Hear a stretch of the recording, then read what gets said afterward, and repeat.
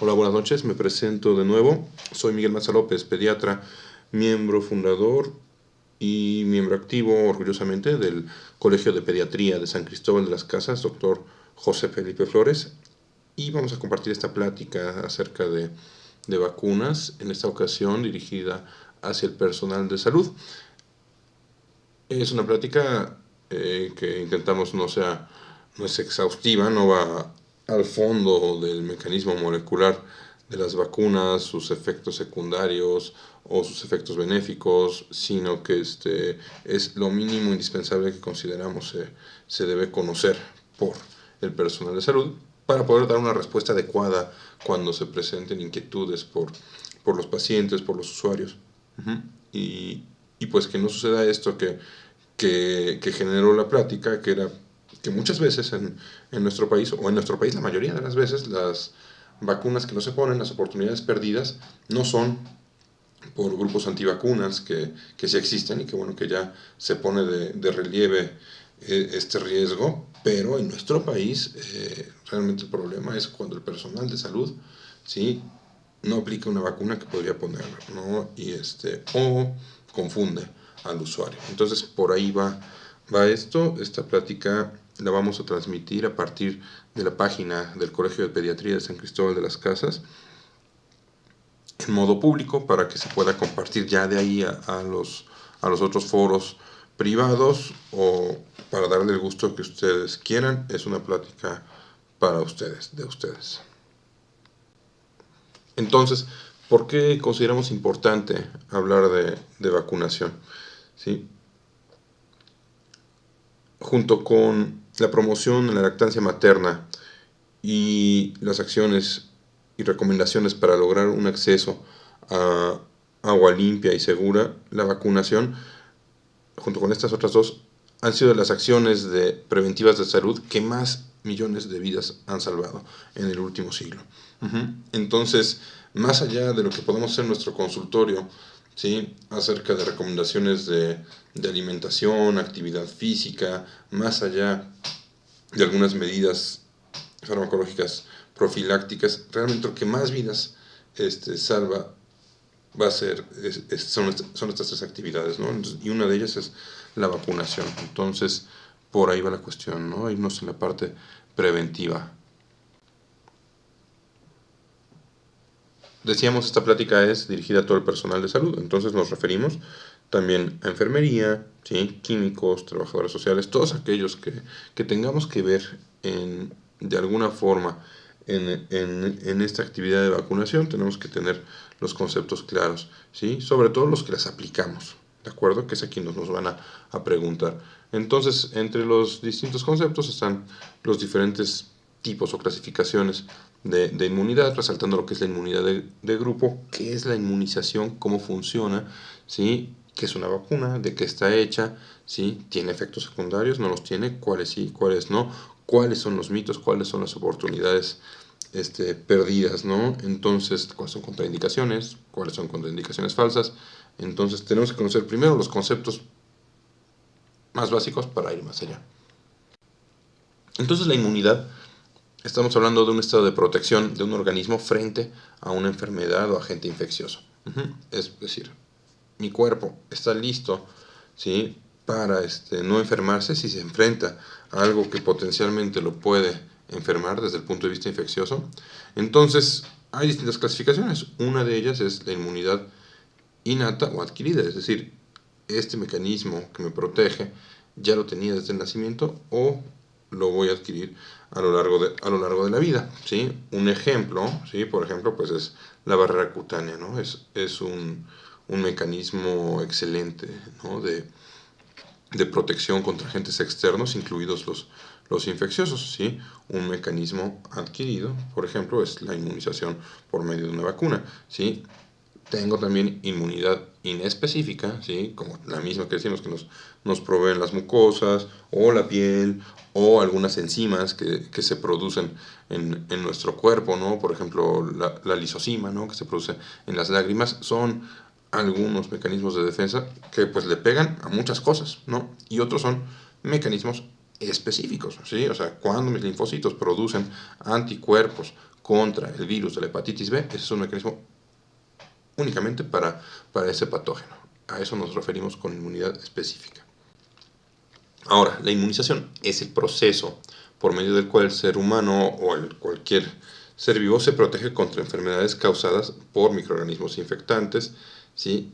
Que puede ser natural o artificial, temporal o permanente, o una inmunización activa o pasiva, ¿sí? Una inmunización natural, bueno, esta práctica ya va grabada, ¿no? A diferencia de las que dimos en vivos que tuvieron un problema de sonido, pero bueno, un mecanismo natural de inmunización, podemos estar hablando, además del ejemplo que ya pusimos, ¿sí? De la barrera cutánea, podríamos hablar de la lactancia materna, ¿no? O sea, es un mecanismo que no requiere intervención del ser humano en cuanto a que se fabrique, se sintetice, ¿sí?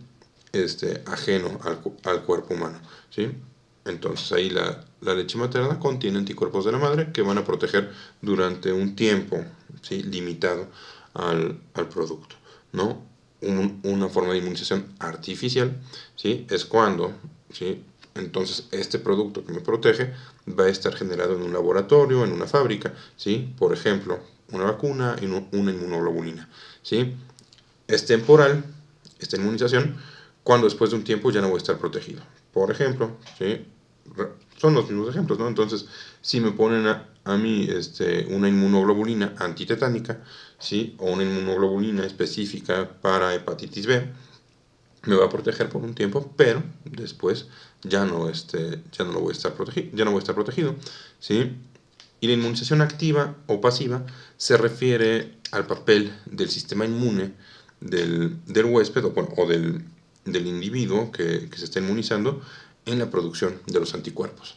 Me explico otra vez. Entonces, en el momento en que yo recibo, ¿sí? Una inmunoglobulina o un bebé recibe lactancia materna, ¿sí? Entonces el sistema inmune de ese individuo no está generando los anticuerpos, sino que los recibe y lo protege, ¿sí? Ahora, si yo al enfermarme, ¿sí?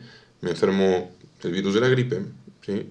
Y genero anticuerpos contra la gripe, ¿sí? Entonces, contra el virus de la gripe, entonces mi sistema inmunológico de forma activa está trabajando para protegerme contra futuros encuentros con este mismo virus. Por eso, algunas enfermedades, cuando ya estuve en contacto con ese virus, ya no me vuelve a dar, ¿sí? El virus de la varicela es un ejemplo clásico, ¿sí? Me enfermo de varicela y entonces mi cuerpo de forma activa produce los anticuerpos para que no me vuelva a dar varicela.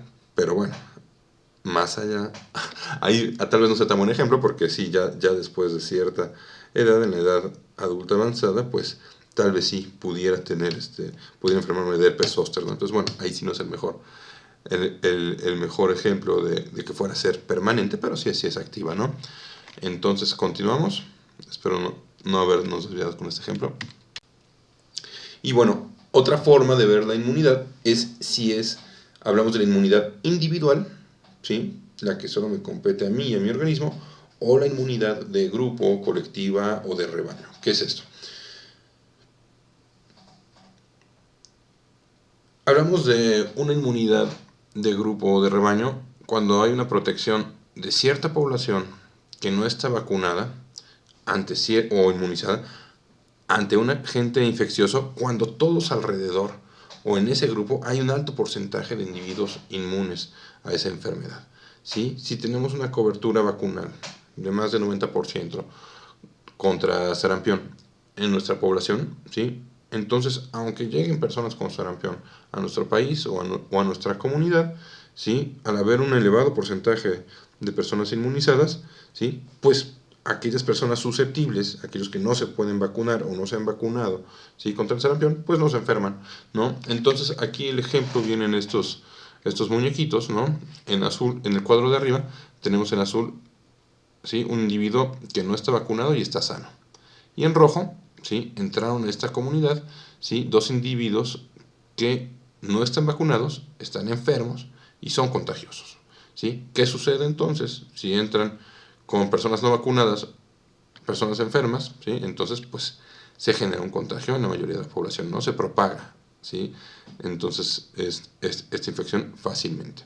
Ahora, ¿qué pasa si en esta población tenemos solamente algunos individuos vacunados y la mayoría no están vacunados? ¿Sí? Los vacunados son estos que están en amarillo, ¿sí? La mayoría no está vacunada, aquí en azul, donde está el puntero, ¿sí? Y están estos dos individuos en rojo, que son aquellos que contagian. Entonces, sucede lo mismo, ¿sí? Van a contagiar a la mayoría de la población que no está vacunada, ¿no? Y pues los que están inmunizados, pues ya no tienen la enfermedad. Y aquí hasta abajo está, ahora sí, la inmunidad de grupo, colectiva o de rebaño. ¿Sí? La mayor parte de la población está vacunada y aun cuando entren a esta comunidad individuos infecciosos, ¿sí? Que pueden infectar a los demás, ¿sí? Que contagian, ¿sí? De todos modos, no entran en contacto directo, ¿sí? O disminuye mucho el riesgo de que haya una infección hacia quienes no están vacunados, ¿no? Y aquí nos ponen, es un ejemplo, ¿no? Nada más, pero nos ponen 3 individuos enfermos después de que eran 2 inicialmente, ¿no? O sea, baja muchísimo la tasa de contagio, ¿no? Y entonces es por esto que puede haber casos en que nos digan, pues esta familia nunca se vacunó, ¿no? O digan, pues yo nunca he vacunado a mis hijos y nadie se enfermó de sarampión. Pues agradecelo a los que sí se vacunaron, ¿sí? Que gracias a ellos no se contagian tus hijos. ¿Sí? Aquí una forma más esquemática y amigable con caricaturas. Entonces aquí nos ponen cómo los individuos inmunizados forman una barrera, ¿sí? Para detener el contagio, ¿sí? De este virus hacia quienes no están vacunados, ¿sí? Y vamos a pensar, ¿quiénes no están vacunados en nuestra población? Pues en primer lugar, aquellos que no tienen la edad para tener su esquema completo de vacunación. Estamos hablando de recién nacidos, ¿no? Que no pueden tener todas sus vacunas con todos sus refuerzos a esa edad. Incluso algunas vacunas, como la de atosferina, no se adquiere una inmunidad completa ya hasta la 5ª dosis, que se pone a los 4 años, ¿sí? O sea, con el refuerzo de DPT. Entonces, si todos alrededor de ese niño hasta los 4 años estuvieran inmunizados contra tosferina, sería muy difícil que le diera, ¿sí? No así en el caso de una comunidad en la que la mayoría de las personas no están vacunadas, ¿sí? O cierto grado, incluso no tiene que ser la gran mayoría. Ya si estamos hablando de 60% para sarampión, ya podemos tener una epidemia. Entonces, aquí sí, no hay un paraguas o no hay este capullo, como pueden encontrar como nombre la estrategia de capullo, alrededor del individuo susceptible que no se puede vacunar y se contagia. Bueno, entonces, ahora sí, pasamos a qué es una vacuna. Una vacuna, sí, es una suspensión de agentes infecciosos o partículas de agentes infecciosos que se administran, sí, por vía oral o por vía intramuscular o por vía nasal, sí, también al organismo para que éste estimule sus mecanismos de defensa, ¿sí? Pueda detectar y combatir estas enfermedades infecciosas en un futuro, pero sin desarrollar los síntomas y complicaciones de la enfermedad, ¿sí? O sea, van a producir la respuesta de defensa ante el germen, pero no van a producir la enfermedad, ¿sí? ¿Por qué? Ahora lo vamos a ver. Entonces, ¿qué contiene una vacuna? ¿Sí? Los ingredientes, pues lo principal son los antígenos, ¿sí? Los antígenos, sí, pueden ser microorganismos vivos atenuados, ¿sí? Pueden ser microorganismos inactivados o partículas de microorganismos, ¿no? Entonces, son antígenos, ¿sí? La otra son los excipientes, los adyuvantes, ¿sí? Los remanentes del proceso de elaboración, que son ingredientes que no son parte de la vacuna, no están ahí con la intención de que generen una respuesta de defensa, sino que se utilizan para hacer la vacuna, se quita la mayoría, pero puede quedar algo, y conservadores cuando se necesitan. Entonces, conservadores artificiales. Bueno, vamos a ver. Los antígenos, decíamos, pueden ser microorganismos vivos atenuados, microorganismos muertos o inactivados, componentes de los microorganismos, ¿sí? Antígenos conjugados, ¿sí? ¿Qué es un antígeno conjugado? Es cuando tenemos una fracción, ¿sí? Del germen contra el que queremos proteger unida a la fracción de otro germen, que no es la intención de esa vacuna proteger contra esa infección, ¿sí? Pero amplifica la respuesta inmune, ¿no? Entonces, eso es un antígeno conjugado, o pueden ser toxoides. Los toxoides, ¿sí? No forman parte del germen, sino que son un producto, ¿sí? De desecho del germen, ¿sí? O sea, por ejemplo, el toxoide tetánico, ¿sí? El Clostridium tetani genera este toxoide, ¿sí? Que no es parte de sí, pero que nos puede servir para que el cuerpo reconozca al germen y se proteja contra él. Bueno, ahora, los excipientes, ¿qué son? Pues los excipientes es cualquier sustancia que se añade a un medicamento o producto para permitir que tome la forma y consistencia adecuada, ¿sí? Y no tiene que ser un medicamento, ¿eh? O sea, puede ser, quiero darle un shampoo, lo ponen en una gelatina o en algo, o en agua, o en algo para que se pueda administrar, ¿sí? Vamos a hablar de medicamentos, ¿no? Hay medicamentos que, a lo mejor una pastilla de aspirina, ¿no? Si la pesaran, la pastilla tiene 500 miligramos de ácido acetilsalicílico, ¿sí? Pero la tabletita no pesa 500 miligramos, ¿no? A lo mejor voy a hacer una burrada, a lo mejor pesa medio gramo o 1 gramo la tabletita. Todo lo demás, que no es el principio activo, es el excipiente. ¿Sí me explico? Que puede ser muchas cosas, ¿sí? Puede ser alguna sal de calcio, puede ser talco, puede ser azúcar, ¿sí? El jarabe puede ser agua con azúcar y el principio activo pueden ser muchas cosas, ¿no? En el caso de las vacunas, ¿sí? Generalmente es agua o solución fisiológica estéril. Los adyuvantes son elementos que promueven una mayor respuesta inmune ante los antígenos contenidos en la vacuna. ¿Cómo es esto? ¿Sí? Son sustancias que al ser inyectadas, ¿sí? Van a producir que el cuerpo tenga una reacción, ¿sí? Localizada en la zona de la inyección para que la respuesta inmune sea mayor, ¿sí? Entonces, este tipo de adyuvantes se incorporan en vacunas de patógenos inactivos, ¿sí? No vivos, pero van a producir cierta irritación, respuesta inflamatoria que simula que hubiera una infección significativa a nivel local donde se pone la vacuna. ¿Para qué? Para que haya una respuesta de mayor intensidad y más duradera, que genere títulos de anticuerpos a largo plazo, ¿sí? Entonces les decía, esto no se requiere en las vacunas vivas, porque normalmente las vacunas que están hechas de gérmenes vivos, pues producen inflamación, porque son gérmenes vivos, ¿sí? Y esa misma inflamación también va a hacer que la respuesta inmune sea mayor, que se produzcan más anticuerpos y de forma duradera, ¿sí?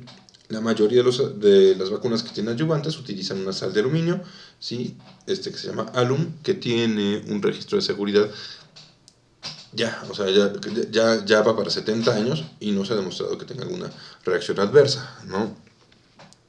Y bueno, ya hay vacunas nuevas en desarrollo que tienen como adyuvantes moléculas todavía más activas, ¿no? Que son glucolípidos, lípidos de la pared celular, que promueven una mayor respuesta inmune todavía, ¿sí? Y mucho más específica contra los agentes de la vacuna, ¿no? Entonces se sigue investigando, se sigue mejorando esto.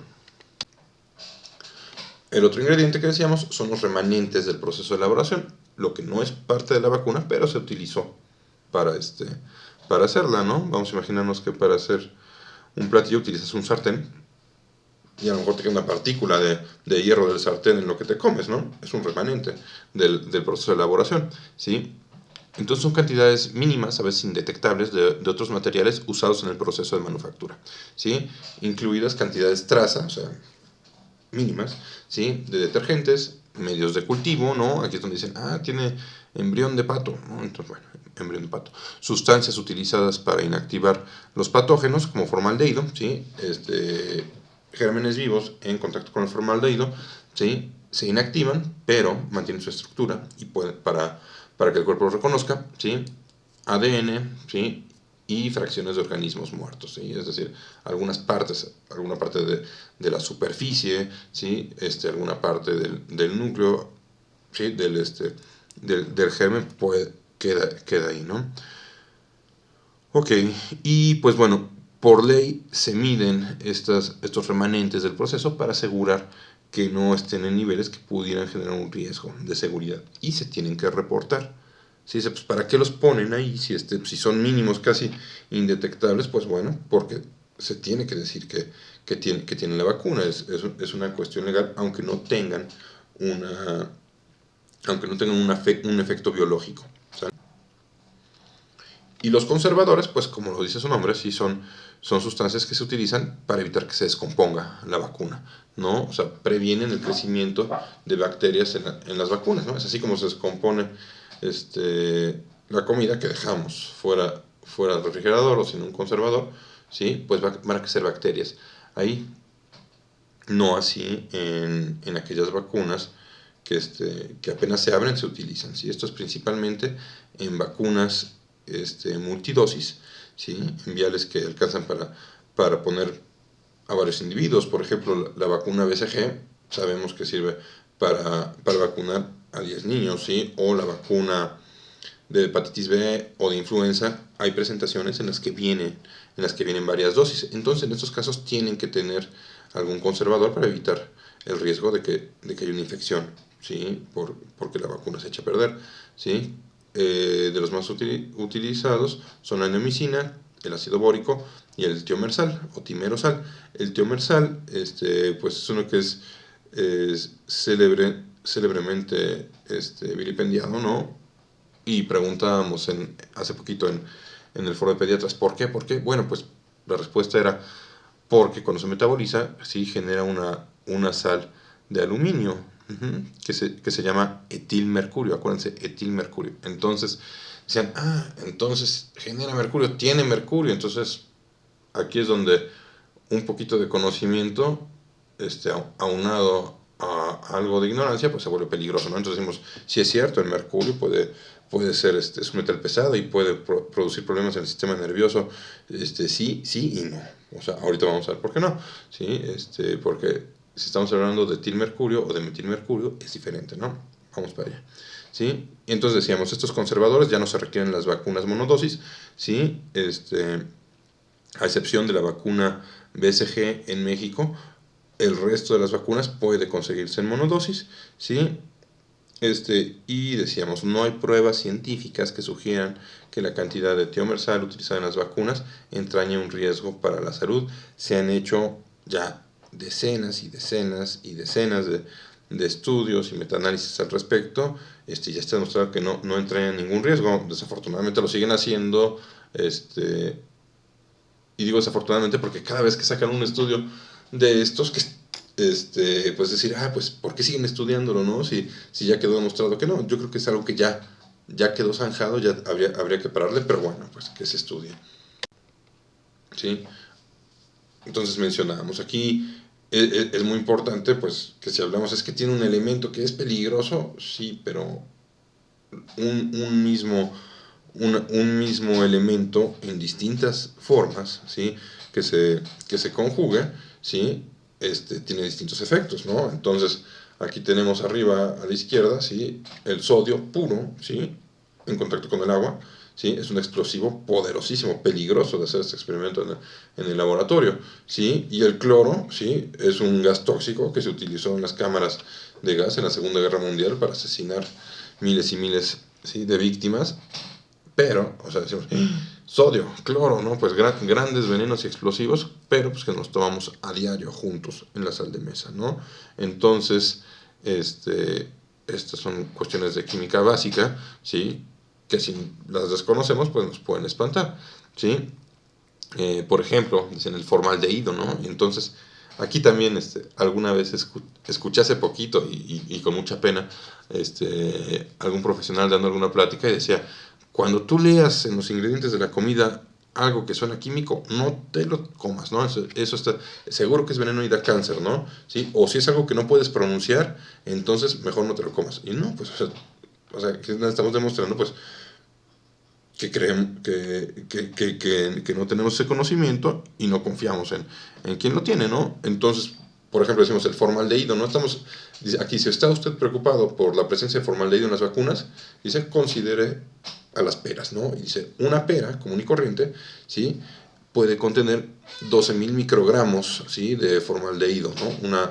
Una pera de 200 gramos, ¿sí? Y 12.000 microgramos de formaldehído, cuando una vacuna, ¿sí? Puede tener 100 microgramos, o sea, menos de 0.1%, menos de 1% de lo que tiene una pera, ¿sí? Y el formaldehído inyectado o ingerido, ¿sí? Se va a eliminar rapidísimo, ¿sí? O sea, en menos de 2 horas ya se eliminó. Entonces, aquí estamos haciendo formaldehído, pues sí, tiene más formaldehído la pera que te comes y tiene más aluminio que todas las vacunas que te vas a poner en tu vida. La leche materna, sí, la leche materna tiene más aluminio, no quiere decir que la leche materna sea mala, ¿sí? O estamos hablando entonces del mercurio, y aquí les decía, ¿no? El etilmercurio del lado izquierdo, ¿sí? Y el metilmercurio, ¿sí? Entonces, realmente aquí el mercurio que se acumula, ¿sí? En el sistema nervioso y que no se elimina del organismo, pues va a ser el metilmercurio, ¿sí? O sea, y no el etilmercurio. No tiene que ver, no es siempre así, etil y metil, de que etil sea bueno y metil sea malo, pero coincide, acuérdense del alcohol, ¿sí? Personal de salud, que existe el alcohol metílico y el etílico, ¿no? O sea, el etanol, ¿sí? Es el alcohol que está en las bebidas alcohólicas, ¿sí? Y el metanol es el que viene en el frasco azul, ¿sí? Y que se utiliza, también se puede utilizar otro, porque el metanol es el que se utiliza, ¿sí? En grado no ingerible, ¿no? Que está prohibida su ingesta, ¿sí? El metanol es un alcohol que puede estar en los anticongelantes, ¿no? Entonces, acuérdense, el etanol, ¿sí?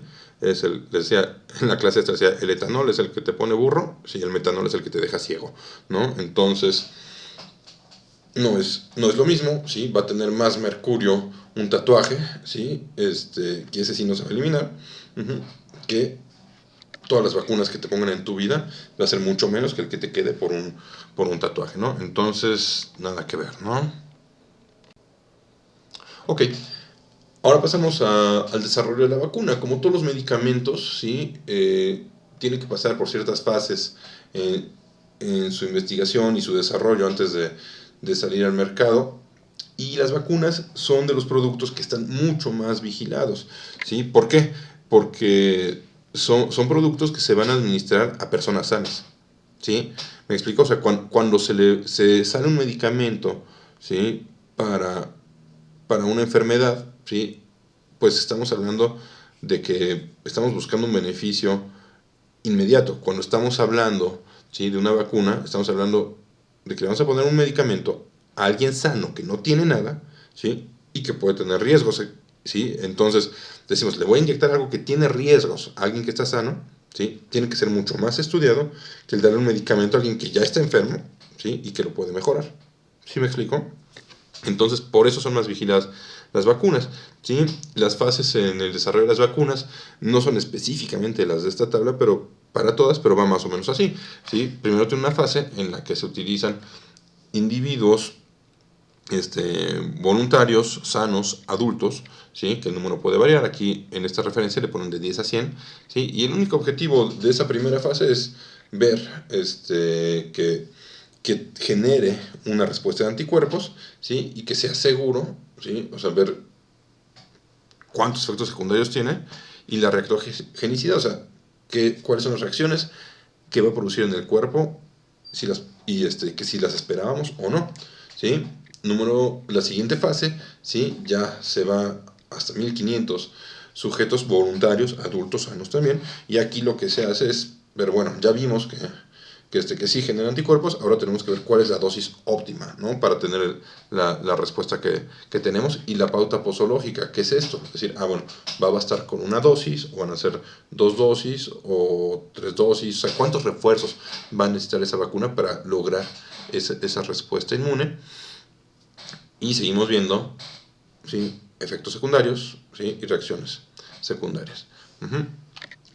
En la tercera etapa, ¿sí? Unos años después, ¿sí? Ya vamos a tener, ya cuando se demostró que es segura la vacuna, ¿sí? Entonces nos vamos a ir a la población diana. Entonces vamos a decir, ahora sí, ya tenemos una vacuna que sabemos, ¿sí? Que protege contra esta enfermedad, ¿no? Que está protegiendo contra el ébola, vamos a decir, ¿sí? Y entonces ya decimos, ahora vamos a la población diana, ¿no? A las personas que están en riesgo de tener ébola, ¿no? O si vamos a hacer una vacuna contra rotavirus, ¿no? Entonces, en un inicio se utiliza en población adulta sana, ¿sí? Voluntarios, pero ya después decimos, bueno, ahora sí, vamos a ponérsela a los niños, ya viendo que no tuvo estas reacciones. Aún así es un estudio muy controlado, con una población limitada, ¿sí? Y en la que de forma muy estrecha se vigila la seguridad, ¿sí? En estos niños, Y ya en esta etapa estamos hablando de un beneficio que sobrepasa el riesgo de no vacunarlos. ¿Sí? Pasando por último a la etapa 4, ¿sí? Ya que sale a la venta, se sigue vigilando, ¿sí? Y seguimos viendo, ¿sí? qué tanta respuesta inmune genera ya mucho más a largo plazo y en diferentes grupos de población. ¿Sí? A veces los grupos de voluntarios pues no representan a toda la población, o sea, hay diferencias, ¿sí? Genéticas dentro o sea, de acuerdo a distintas poblaciones que forman parte de una comunidad, ¿sí? Entonces pueden haber diferentes reacciones según los organismos que la integran, ver cómo interactúa con otras vacunas más allá de la teoría, ¿sí? Y entonces se amplían todos los datos que se venían estudiando antes, ¿no? Y entonces esto es importante, ¿sí? No solamente sale a la venta ya, ¿no? O sea, y esto también dicen, y entonces si la siguen vigilando después de que sale a la venta es que están experimentando con los usuarios. No, o sea, se llevó a cabo un proceso en el que se tiene toda la evidencia que es algo seguro, pero aún así se tiene que vigilar. Y los que son médicos ya de al menos más de 10 años, ya como de 20 años de graduados, ¿sí?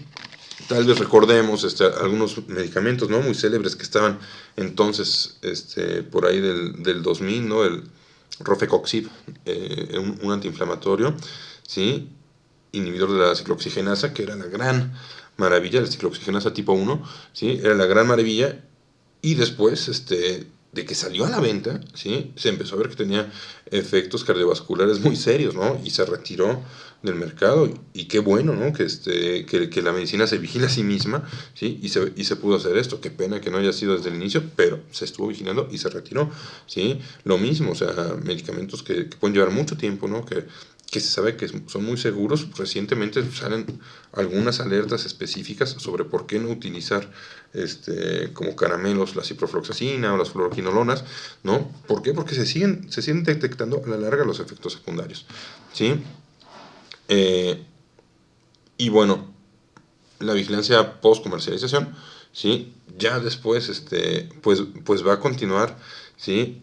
Mientras el producto esté a la venta, ¿no? O sea, ¿hasta cuándo? Hasta que se siga utilizando ese producto, y estamos hablando de millones de dosis, ¿sí? De decenas de millones de dosis, ¿no? Como es el caso de la vacuna del papiloma, ¿no? Que ya tiene una efectividad y una seguridad demostrada, ¿no? Pero se sigue vigilando porque a lo mejor ahí es donde diríamos una dosis una en cada 2 millones de dosis aplicadas generó esto, ¿no? Entonces ahí eso no nos vamos a dar cuenta hasta que pasen, ¿sí? Años y millones de dosis aplicadas, ¿sale? Entonces estas fases, repetimos, pues son de una duración variable, ¿no? No podemos decir cuánto tiempo duran. A veces, bueno, entonces mencionamos esto, ¿no?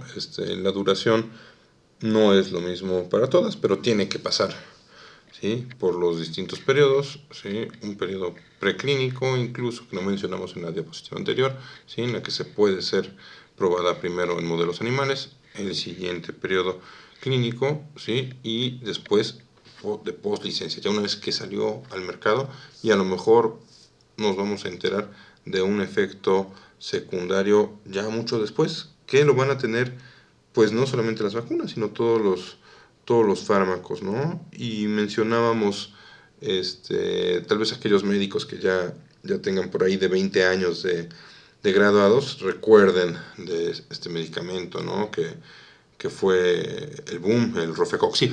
El Rofecoxib era un inhibidor de la ciclooxigenasa tipo 1, ¿sí? Un antiinflamatorio con efectos pues muy buenos y pocos efectos secundarios con respecto a los clásicos. Sin embargo, ya una vez que salió y que tenía toda una mercadotecnia, llevaba varios años siendo un éxito del mercado, lo retiraron, ¿sí? Abruptamente, porque empezaron a aparecer casos de efectos cardiovasculares muy importantes, ¿no? Y entonces, pues, qué bueno, ¿no? Qué bueno que se siguió vigilando ya una vez que salió a la venta, ¿sí? Y esto sigue sucediendo, o sea, algunos fármacos, ¿sí? como la ciprofloxacina, por ejemplo, las fluoroquinolonas, pues ya no están diciendo este antibiótico aguas, ¿no? O sea, no es de primera opción, solamente se debe utilizar cuando no quede otra opción de acuerdo a tus cultivos, y tienes que tener ciertas precauciones en ciertos pacientes, de plano no utilizarlo, ¿no? ¿Sí? Y entonces es lo fantástico de la medicina, que se siga vigilando, ¿sí? A sí misma, así tiene que ser, ¿no? Y hace poco están sacando en Francia algunos reportes, algunos estudios con respecto al ibuprofeno, entonces sean precavidos en utilizarlo en tales casos. No se recomienda dejar de utilizarlo, pero vamos a ser cuidadosos aquí y vamos a dejar más estudios, ¿no? Entonces estamos al tanto, ¿sí? de estos efectos que se pudieran llegar a reportar después de millones de dosis administradas o después de varios años. Y bueno, los efectos adversos, ¿sí? Aquí es esta parte que daba yo la plática de estas vacunas hace un mes. Nos invitaron en la UNICH a dar la plática, y les decía a los estudiantes ahí, pues lo primero que tenemos que aprender a contestar como personal de salud, ¿sí? Como estudiante, es el no sé, ¿sale? No se vale inventar, ¿sí? En un examen, a ver si le atino, ¿sí? Mucho menos en un pase de visita, pues, así de inventar, o frente a un paciente tomar una decisión si no lo sé, ¿no? Entonces lo primero que tenemos que hacer es reconocer sé o no sé, y si no sé, pues ponerme a estudiarlo. Entonces, si llega alguien conmigo y me pregunta, oye, ¿y esta vacuna que quiere usted o me está pidiendo, me recomienda que le aplique a mi hijo, o que ya me la va a aplicar ahorita a mi hijo, ¿tiene efectos secundarios, doctor? Ni modo que yo le diga, no, ¿cómo cree, señora? Si se la voy a poner yo, ¿cómo va a tener efectos secundarios? Pues no, sí tiene efectos secundarios, ¿no? O sea, todo producto tiene efectos secundarios, ¿no? Hasta un cinturón de seguridad que salva millones de vidas, ¿sí? En accidentes de vehículos automotores tiene efectos secundarios, ¿sí? Que pueden ir desde una dermoabrasión, ¿sí? Aquí en la piel, ¿no? Por tener el cinturón bien puesto, ¿no? En un enfrenón, hasta una fractura de clavícula, ¿sí? Y de 12 costillas o más, ¿no? Más de 12 costillas aquí se fracturaron, generando un tórax inestable y meses, o a lo mejor un mes o más de estancia en terapia intensiva por el cinturón de seguridad. Pero no vamos a decir entonces, no, miren, una persona de centenares de miles de automóviles terminó así por el cinturón de seguridad, entonces yo no voy a utilizar ese maldito aparato del diablo. No, pues, es ridículo, ¿no? Imagínense cómo hubiera quedado este sujeto sin el cinturón de seguridad. Bueno, lo mismo, o sea, ¿cuáles son los riesgos de la vacuna y cuáles son los riesgos de la enfermedad? ¿Cierto? Entonces va por ahí la cuestión. Bueno, entonces, ni el cinturón de seguridad, ni ningún producto biológico, farmacológico, cosmético es 100% seguro, ni siquiera las vacunas, ni un paracaídas, que también puede fallar, ¿sí? En una, a lo mejor, fracción de milésima pudiera llegar a fallar, pero nada, pues, es 100% seguro, ¿no? Ni salir a la calle sin que te atropellen, ¿sí? Tampoco las vacunas, ¿sí? Pero ya dijimos que de todos los fármacos, ¿sí? Las vacunas son los que se tiene un proceso de vigilancia más estricto, ¿sí? Su autorización requiere un proceso de evaluación largo, riguroso, ¿sí? Que comprueba que los beneficios son enormemente superiores a los riesgos potenciales, ¿sí? Entonces, resulta más probable, ¿sí? Padecer un trastorno de salud grave por una enfermedad, ¿sí? Que por la vacuna que la previene, ¿sí? Ahora, ¿por qué ahora, aquí hago una pausa? ¿Por qué tanto miedo ahora los efectos adversos? Pues porque las vacunas, como dicen muchos, ya sea una frase de dominio público, ¿sí? Las vacunas son víctimas de su propio éxito. ¿Cómo es esto? ¿Sí? Son tan buenas para hacernos olvidar cómo era una enfermedad, que actualmente son más visibles los efectos adversos de la vacuna que la previenen, ¿sí? Quienes hayan nacido en los últimos 25 años, pues ya es difícil que hayan visto a alguien enfermo de poliomielitis, ¿no? Yo recuerdo cuando éramos chicos en mi familia, mis padres participaban, ¿sí? En una comunidad que había niños con poliomielitis, y veíamos a los chicos, ¿no? En silla de ruedas, o con una pierna más corta que la otra, o más flaquita, que la otra, ¿sí? Un profesor muy querido mío, ¿no? También tenía secuelas de poliomielitis, ¿no? Y tenía dificultad para caminar y utilizaba un bastón. Una tía también padeció poliomielitis, afortunadamente ella sí quedó sin secuelas, pero muchos quedaron con secuelas, muchos mueren de tuberculosis, digo, de poliomielitis. Y bueno, actualmente ya no vemos eso, entonces pues, creemos que ya no existe, ¿no? Y estamos en una etapa en la que pues también nos pueden decir en internet que el aterrizaje en la luna o el alunizaje, ¿sí? En nuestro satélite no fue real, ¿no? Entonces, o nos pueden decir que la Tierra es plana también, y también nos pueden decir que eso de la poliomielitis es un mito, que nunca existió, ¿sí? Entonces, igual, o sea, ya no vemos algunas enfermedades contra las que protegen las vacunas y ya no nos preocupa tanto y nos preocupan más los efectos adversos. Pero bueno, aquí ya nos desviamos del tema. Pero veamos esta tabla, espero que no esté muy cargada, la tabla de la derecha, ¿sí? En la columna de la izquierda nos muestra 1 millón de niños vacunados contra sarampión, y del lado derecho nos muestran 1 millón de niños que padecen el sarampión, o sea, vacunados contra enfermos, ¿sí? ¿Quién tiene más complicaciones? ¿Sí? Entonces, complicaciones poco comunes, ¿sí? Entonces aquí nos dicen 300 niños de cada millón de vacunados pueden tener convulsiones asociadas a fiebre, ¿sí? Y aquí 10.000 niños de cada millón de enfermos de sarampión van a convulsionar, ¿sí? Complicaciones raras, ¿sí? Tal vez 26 por millón, ¿sí? Pueden tener disminución de las plaquetas y una tendencia a sangrar o a hacer moretones, ¿sí? En el caso del sarampión, de la enfermedad, van a ser 330 de cada millón. 26 por millón por vacuna, 330 por millón, ¿sí? En los enfermos no vacunados, ¿sale? Complicaciones más raras, ¿sí?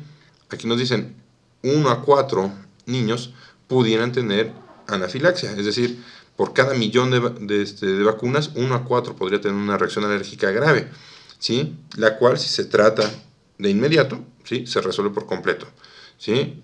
Y pues la enfermedad, aquí sí, no causa anafilaxis, porque pues no tiene una respuesta de este tipo, ¿sí? O sea, no es aplicarle un producto ajeno al cuerpo, ¿sí? La panencefalitis esclerosante subaguda, ¿sí? Un daño en el cerebro, ¿sí? Se presenta en 10 de cada millón de niños con sarampión, ¿sí? Y en ninguno de los vacunados, ¿sí? O sea, no se produce esta encefalitis por la vacuna, ¿sí? Ahora, la subesclerosante subaguda y la encefalitis aguda se puede presentar en 2.000 de cada millón de casos. 2.000 por millón, ¿sí? De casos de sarampión. Y en el caso de la vacuna es incierto. Teóricamente creen que podría presentarse, sí, pero realmente no es algo que esté demostrado, ¿sale? Entonces, pues esa es la balanza. Bueno, y entonces en estas columnas comentábamos como ejemplo al sarampión, ¿no? Pero bueno, todas las vacunas tienen sus efectos adversos, que sí son infrecuentes, pero los tenemos que conocer. Digo, no solamente por si nos preguntan, sino pues tenemos que conocerlos también para saber cómo actuar, ¿no? La vacuna BCG, que se administra en México, ¿sí? La recomendación es que se aplique al nacimiento, puede producir en un 16%, ¿sí? De los vacunados linfadenitis hasta 6 meses después, ¿sí? Entonces tenemos que saber que dentro de nuestras consultas de crecimiento y desarrollo pues hay que vigilar, ¿sí? la zona de la vacuna hasta los 6 meses después de la vacunación. Y BCG-itis u osteitis, 1 a 2 casos de BCG-itis u osteitis por cada millón de dosis aplicadas, ¿sí? Que son pues muy pocos, y principalmente en pacientes inmunodeprimidos, ¿no? Y ya lo comentábamos en el foro de pediatras, pues, y hablaron los grandes expertos, pues que sí, hay que descartar, ¿no? Alguna inmunodeficiencia primaria si se presenta una reacción de este tipo, ¿no? La vacuna de rotavirus, sí, es una vacuna que tenía un efecto secundario importante, que era la invaginación intestinal, ¿sí? Que pues tenía que acabar en quirófano o una desinvaginación neumática, ¿sí? O sea, un procedimiento, 7 días después de la aplicación de la vacuna, y se presentaba con una frecuencia de hasta 1 en 10.000 vacunas, que decimos, pues salvaba a lo mejor más vidas que imaginaciones, pero aún así se retiró del mercado, ¿no? La marca que se aplica en México, ¿sí? No tiene que ver con esto, ya no está en el mercado, ¿sí? Y las nuevas vacunas, en teoría, podrían tener, ¿sí? Un caso de invaginación por cada 100.000, ¿sí? Y es una posibilidad teórica, ¿sí? Pero no está confirmada, y aún así, pues, el riesgo supera, digo, es mucho menor, que es superado por el beneficio, ¿no? O sea, se salvan, ¿sí? Miles de vidas de niños al año gracias a la vacuna de rotavirus, ¿sí? La triple viral, ¿sí? Es frecuente, hasta 5 de cada 100 vacunas pueden tener erupciones cutáneas, ¿sí? Entre el día 5 al 12 de la aplicación de la vacuna, ¿sí? Vamos a decir, ¿sí? Que le diera un sarampioncito, ¿no? Después de la vacuna, ¿sí? Pero no tiene todos los demás signos y síntomas del sarampión, ¿sí? Y tiene resolución espontánea, ¿sí? Menos de un caso por cada millón, platicábamos hace rato, podrían presentar una meningitis aséptica, ¿sí? Y 1 a 4 de cada 100.000 dosis podría presentar una púrpura. Otra vacuna que fue retirada del mercado gracias a la vigilancia post-comercialización fue la vacuna DPT de células enteras, ¿sí? Ahora recordemos que la que se aplica es la DPT acelular. Esta versión anterior, ¿sí? Presentaba crisis convulsivas e hipotonía hasta 570 casos por millón de dosis aplicadas. Entonces, ¿qué sucedió? Pues que también se elaboró una vacuna, ¿sí? Acelular, ¿sí? O sea, que no tenía el componente infeccioso viable, y entonces ahí sí, la encefalopatía se podría provocar, ¿sí? En menos de un caso por cada 3 millones de dosis aplicadas, ¿no? Entonces, volvemos al mismo, riesgo-beneficio, pues es una vacuna segura, ¿no? Es más fácil morirse en la regadera que le dé a uno una encefalopatía por DPT acelular. La vacuna Sabin, ¿sí? Que también ha salvado millones de vidas, ¿sí? Es la vacuna de virus vivos atenuados contra la poliomielitis, ¿sí? Puede tener una presentación de parálisis flácida asociada a la vacuna, una polio postvacunal, ¿sí? Es más frecuente si se aplicara en mayores de 18 años, lo cual no se hace, ¿sí? Y sería un caso por cada 2 a 3 millones de dosis. Y esta vacuna de virus vivos, que pues, haciendo un paréntesis, va de salida, ya solamente queda la poliomielitis en tres países en el mundo, ¿sí? Y falta poco, si se mantiene esta tendencia y si se sigue vacunando a la gente, ¿sí? A que se quite esta vacuna de virus vivos para dejar solamente la de virus inactivados y después retirarla del mercado. Sería lo ideal, como se dio con la viruela, ¿no? Entonces, esta vacuna podría tener este efecto, no se presenta, ¿sí? Con la vacuna intramuscular que viene en la pentavalente. Y aquí me detengo a una de las preguntas que salió en una versión anterior de esta plática en línea, que estamos repitiendo por las cuestiones del audio, que no estaba de buena calidad, que decían si mi hijo, o bueno, si mi paciente ya tiene su esquema completo de pentavalente, ¿se tiene que poner la vacuna Sabin? ¿Sí? Y aquí la respuesta, pues desde el punto de vista epidemiológico, se vacuna a todos los niños, o sea, de frontera a frontera, ¿no? Y de hecho se hacen campañas de vacunación continentales, ¿no? El chiste es vacunar a todos, estén vacunados o no, se les administra esta vacuna, y los chicos, sobre todo en países con alta tasa de fecalismo al aire libre, como lo es México, pues al evacuar, ¿sí? Pues también van a dispersar estos virus atenuados y van a proteger a las personas, ¿sí? Que están alrededor de ellos, ¿sí? Si hablamos individualmente, si ya tuviera todas sus dosis de pentavalente, pues no sería indispensable ponerlo de esto. Y esta es la única vacuna en la que podemos decir eso, ¿no? De que podríamos decir no se la pongo, ¿no? Porque ya tiene todas las intramusculares, ¿sí? La otra vacuna que estábamos hablando en la diapositiva anterior, la de rotavirus, también si nos pasamos de los 8 meses de vida, entonces ya no debemos aplicarla porque ahí sí aumenta el riesgo de invaginación intestinal. ¿Sale? Bueno, vacuna de la influenza, ¿sí? Actualmente es una vacuna de virus vivos inactivados o fracciones virales, ¿sí? La que se aplica aquí en México. No, aquí en México no se aplican vacunas de virus vivos de la influenza, ¿sí? Ya desde hace más de 5 años, más. Entonces, esta vacuna también es de las que más mala prensa tienen, ¿sí? Incluso entre el personal de salud se llegan a escuchar consejos, ¿no? O al menos pacientes llegan y me dicen, no, es que me dijo mi médico que no me pusiera la vacuna de la influenza porque me iba a dar más fuerte, ¿no? Entonces así como que, ¿por qué? ¿Por qué le va a dar más fuerte? ¿Por qué le va a dar influenza a alguien con la vacuna de influenza si es una vacuna de virus inactivados? ¿Sí? Y a esto me refería de que tenemos que conocer lo que estamos poniendo. No podemos emitir una opinión si no sabemos si es una vacuna viral, bacteriana, inactivada, virus vivos, qué es lo que estamos poniendo. Entonces, no podemos decir que le va a dar influenza, que le va a dar más fuerte, ¿sí? Si es una vacuna de virus inactivados, ¿no? O sea, o fracciones virales. Decía un colega, uno de ustedes, decía que eran virus despedazados, ¿no? Entonces, ¿cómo van a causar la enfermedad, ¿no? Entonces, al no contener virus vivos, no es capaz de generar síntomas de influenza. Y aquí viene la cuestión que es evidencia contra anécdotas, ¿no? Y entonces que también, y contra experiencias personales.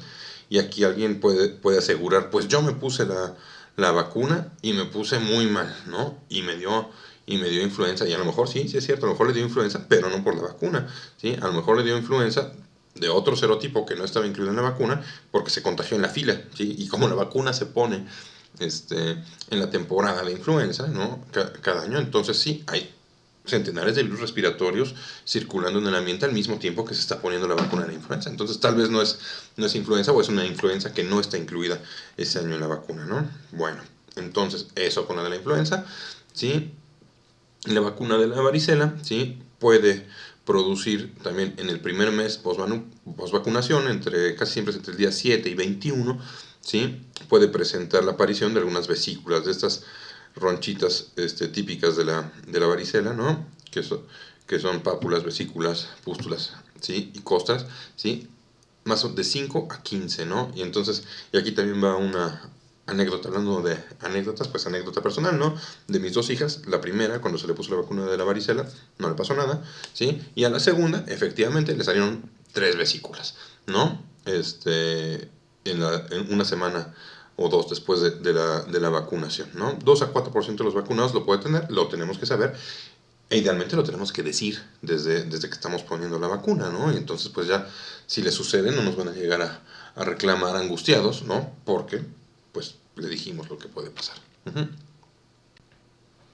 Bueno, y entonces, el caso más grave, ¿cuál es de reacción? La anafilaxia, ¿no? Y también lo tenemos que conocer y no lo debemos de negar que no existe, ¿no? Y también, una vez una amiga de la familia nos preguntaba, entonces, ¿qué es lo peor que te puede pasar con una vacuna? Bueno, lo peor, sí, lo peor es que se muera. ¿Cómo? ¿Por una vacuna? Pues sí es cierto. O sea, si tienes una reacción anafiláctica y estás en un lugar donde no hay con qué, le ponen la vacuna y no hay con qué, a tener una reacción anafiláctica, pues sí puede ser grave. Pero, entonces, como personal de salud, conozcamos qué es una reacción anafiláctica, ¿sí? ¿Qué insumos tenemos que tener a la mano cuando vacunemos para hacer frente a una reacción anafiláctica que nos puede dar o le puede dar a quien sea si se come un limón o un cacahuate, ¿no? O sea, puede tener una reacción anafiláctica, ¿sí? Rarísimo, ¿sí? Igual en la vacuna, rarísimo, 1 a 4 casos por millón. Entonces la recomendación es que todo paciente que se vacune tiene que estar los siguientes 15 a 20 minutos en la unidad de salud donde se vacunó, ¿sí? Y de preferencia en observación directa en el consultorio, ¿no? O sea que cuando nosotros vacunemos en nuestros consultorios, ¿sí? Vacunamos al paciente, ¿sí?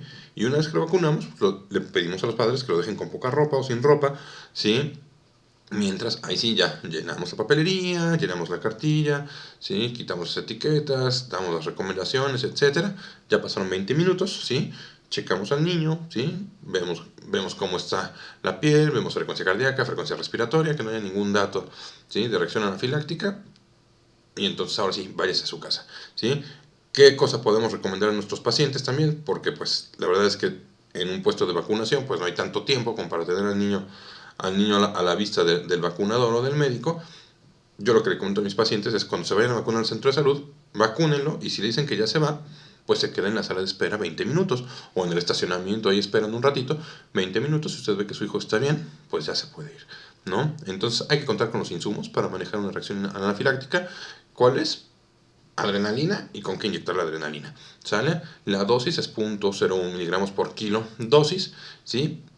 Máximo 0.3 miligramos por kilo. Podemos inyectar hasta cada 15 minutos al paciente con reacción anafiláctica en lo que llega a un servicio de urgencias hecho y derecho, ¿sale? Y la recuperación de la reacción anafiláctica es completa y sin secuelas si se maneja de esta forma adecuadamente. Entonces, no nos atrevamos, compañeritos, a vacunar si no tenemos a la mano al menos una ampolleta de adrenalina y con qué aplicarla, ¿no? Sea en nuestro consultorio o sea en nuestro puesto de vacunación o si estamos en brigadas de vacunación y vamos por ahí con nuestra hielera, pues también, ¿eh? Entonces ahí sí, y es una cuestión importante, tenemos que saber manejar una reacción anafiláctica y tener con qué, ¿de acuerdo? Bueno, y entonces pasamos a la parte, ahora sí, de los mitos y leyendas, ¿no? Que aquí decimos, pues ya estando ante la era de la información y la desinformación y del conocimiento a medias, pues llegan muchas imágenes de este tipo a los papás de nuestros pacientes, a los usuarios, ¿no? Y entonces decimos, sí, pues acuérdense, las vacunas son decenas de piquetes al niño, ¿no? Entonces son malas, ¿no? Generan dolor, ¿sí? Tienen formaldehído, tienen suero bovino, ¿sí? Tienen células de feto, ¿sí? Tienen escualeno, tienen virus cancerígenos, ¿sí? Tienen mercurio, tienen formaldehído, etcétera, etcétera, ¿no? Entonces, sí es cierto, sí existe toda esta información, y entonces existe ahorita una tendencia, y está bien, a reconocer que los grupos antivacunas son peligrosos, ¿no? Y que es una actitud de riesgo no solo para los niños de esas familias, sino para la comunidad, ¿sí? Entonces, qué bueno que se ponga de relieve y en evidencia, pero vuelvo a lo mismo, o sea, realmente quienes podemos generar más oportunidades perdidas de vacunación somos el personal de salud aquí en nuestro país, en México, ¿no? Y estos grupos o tendencias o creencias antivacunas no son una cuestión nueva ni de moda, son tan antiguos como la misma vacunación, ¿sí? Entonces, si recuerdan la primera vacuna, ¿sí? La vacuna, contra la viruela, ¿sí? Que aplicaba Jenner, ¿sí? Que realmente no era una vacuna como la que conocemos ahorita, sino era un proceso de variolización, ¿sí? Donde se hacía una herida en la piel y se inoculaba, ¿sí? El producto obtenido de las pústulas de las vacas infectadas con este virus, ¿sí? Generaban inmunidad. Y desde entonces aquí hay una caricatura de 1808, ¿sí? que se publicó en un periódico por parte de la Sociedad Antivacunas de Inglaterra, ¿no? Y entonces aquí sale Jenner aplicando la variolización y y aquellos vacunados con efectos secundarios mágicos y misteriosos, ¿no? Entonces, ¿qué pasa aquí? Pues lo que no entendemos, pues le buscamos explicaciones mágicas, ¿no? Y entonces o culpamos lo que dentro de nuestra lógica podría pasar, ¿no? Entonces aquí tenemos gente que está empezando a vomitar vacas o le salen vacas por los orificios naturales o por todos lados, se terminan convirtiendo en vacas tras la vacuna. Desde entonces pues estaban estas circunstancias, ¿no? Y antes eran efectos mágicos, luego era la brujería, ¿no? Ahora no entendíamos del todo el autismo, ¿no? Porque se ha avanzado mucho en los últimos 10 años acerca del conocimiento del autismo y decíamos, el autismo se empieza a detectar en pacientes alrededor de los 2 años o antes más allá, ¿sí? Y mira, cuando no estaba vacunado no tenía autismo, y ya que lo vacunaron tenía autismo, y empiezan a echar la culpa, ¿no? Con una historia que pues ya muchos conocen y es larga de contar, y que incluso esta plática en su versión original hace 3 años también hablamos de historia de la vacunación, que es muy padre, pero no es el caso. Pero los grupos antivacunas y las creencias antivacunas y el miedo a las vacunas es tan antiguo, ¿sí?, como las mismas vacunas. Vuelvo a lo mismo. Realmente lo más peligroso son las creencias irracionales en el personal de salud, las que nos llevan a oportunidades perdidas. Entonces, ¿qué es lo que tenemos que conocer de inicio?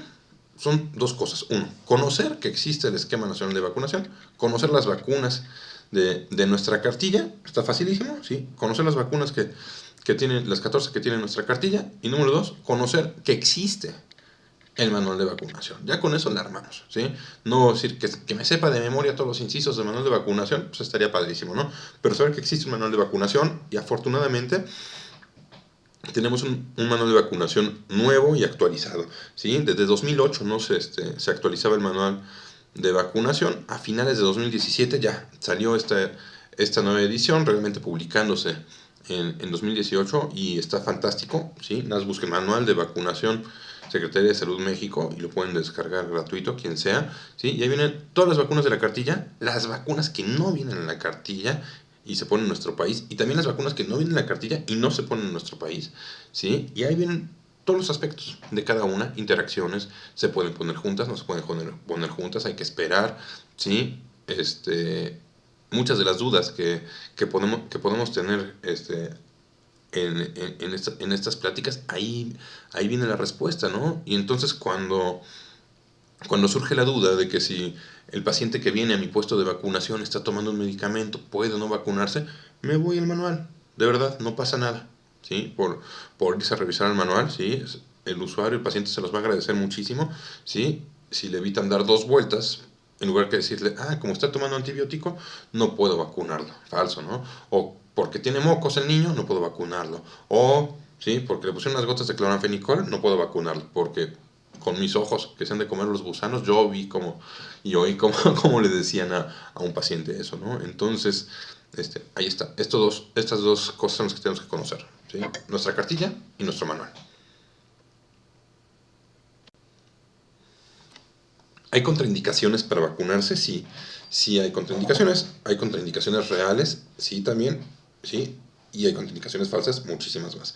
Contraindicaciones reales, sí, son las contraindicaciones, aquellas que son permanentes, cuando hablamos que nunca se podrá vacunar, no se puede administrar una vacuna en la vida de alguien. Y las temporales son aquellas en las que no se puede vacunar en este momento por alguna circunstancia, pero después sí. Entonces, no se puede administrar la vacuna si alguien ya tuvo una reacción anafiláctica a una dosis previa de la vacuna. Vamos a decir que ante la primera dosis, ¿sí?, de vacuna de la varicela tuvo una reacción anafiláctica, pues nunca más se podrá volver a poner esa vacuna contra varicela, a no ser que aparezca otra que tenga otros ingredientes, la vacuna, ¿no?